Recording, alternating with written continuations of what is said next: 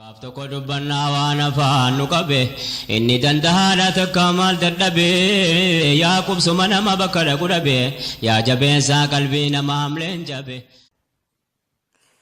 Assalaamu alaikum wa rahmatullahi wa barakaatuh.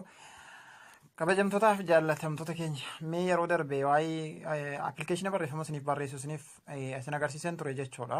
Har'a immoo kutaa lammaffaasaa yookiin immoo appilikeeshina sana fakkaatee inni kun immoo ajaa'iba isaa kan isarraa fooyya'aa ta'e tokko qabadee isiniif dhiyaadheera jechuudha. Isa seenuudhaan duratti jalqaba yuutuubii koo seenaati.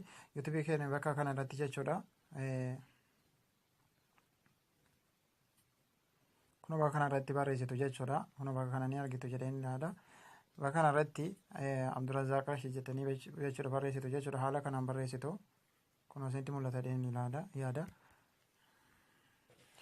Haala kanaan ni barreessitu. Barbaadu jira. Shabakaan kodee falyaa. Kanaaf waan maalish. Kunoo jechuudha bakka kanaan ni tuttu. Fuulduree kanatti mallattoon tokko isiniif baati jechuudha. Mallattootti isin tuttu akka inni dafee isin bira gahu jechuudha. Haala kanaan itti barreessitanii argattu jechuudha. Isoo gara sanatti hin seenini viidiyoo kana jechuudha.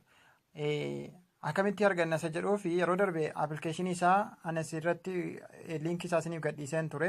Walaakin namni argatee hin jiru keessodhaan dhuftanii na gaafattan jechuudha. Appilikeeshina sana argachuu fi bakka isin tuttanu jechuudha. Kunoo bakka kana rukuttu jechuudha. Kunoo bakka kana rukuttanii isin jettanii bakka kana rukuttu jechuudha. Akkasitti isin rukuttanii liinkii isaa isiniif fidaa jechuudha. Kunoo bakka kanatti liinkii isaa argaa jirtu miti. Kunoo asitti fidee jechuudha. Appilikeeshinii as tuqaatii buufadhaa jedha jechuudha. Kunoo liinkiin isaa asitti guddatee dhufe jechuudha. Haala kamiin barreessa yoo jettanii Maleesh. Kunoo bakka kana rukuttu jechuudha. Kunoo bakka kana rukuttanii jechuudha. Bakka kana rukuttanii as jala argattu. Bakka isaanii as rukuttanii kunoo asitti isinii baasaa jechuudha liinkii isaa. Kunoo appilikeeshina asirraa buufattuu jedha jechuudha. Kunoo asitti barreeffame. Isa kanas appilikeeshina asuma jalan isinii liinkii isaa jechuudha. Liinkiin isaa kana keessa. Liinkiin isa kanaa jechuudha. Kunoo isa kana jechuudha. Haala kanaan asirraa buufattu jechuudha. Isa kana isin agarsiisee gara barumsichaatti isin agarsiisa. Barumsichi isa kana jechuudha. Kunoo isa kana jechuudha. Isa rukuttu akkasitti rukuttanii inni kun immoo adda xiqqoo isa duraaniirra baay'ee tokkos immoo das nama jedha jechuudha. Ani nama maaliif barreessuu hin beeknellee kun akka inni itti jijjimmaa zoon jedha jechuudha. Akka inni itti barreessisu argataniitu jechuudha. Appilikeeshinichi suni afaan isaa jijjiirrachuu fi isa rukuttus ammoo isa duraanii gaara rukunna miti isa kana immoo kunoo as rukunna jechuudha. Kunoo bakka kana mallattoo giloobiitu jira jechuudha. Mallattoo giloobii kanatu jira achi rukunne jechuudha. Mallattoo giloobii kana inni rukunne kunoo asitti afaan fedhee jira jechuudha. Ingilish, Saawud Arabiyaa, Afrikaanisti kunoo jira jechuudha. Hundi isaa afaan baay'eetu jira jechuudha. Kunoo akka itti barbaadu jechuudha. Si oolu akkas barbaadanii afaan feetan irratti hidhattu jechuudha. Garuu afaan Oromoo hin jiru immoo. Arabiin gosa fedheen jira jechuudha. Faransaayii namni yoo barbaadan jechuudha. Kunooti jechuudha.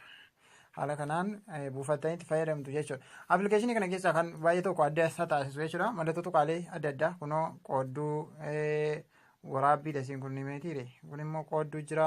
Mallattoo kunoo ammattuun adda addaa lakkoofsa illee ni jira jechuudha. Kunoo yoo kana godhachuu barbaadanis bira mallattoo gaaffii yoo feetan raajii tuqlamee akkasumas isiin kun illee maqaan illee irraanfadhee sarara xiqqaa jira.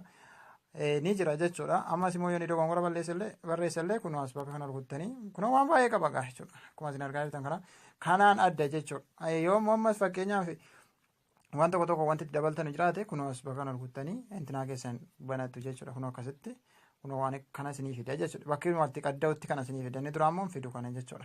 Haala kanaan haala kamiin qaddaa'u jettanii kunoo bakka kana rukuttu kunoo akkasitti jechuudha. Assalaamu alaikum wa rahmatullahi wa barakaatuh.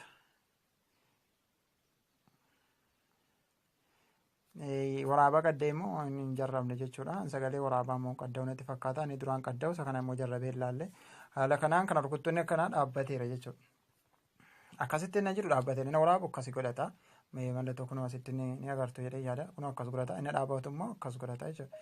Akkasitti dhaabbateera amma jechuudha. Haala kanaan dhaabbatuunsaa waraabuunsaa adda bahee beekama jechuudha.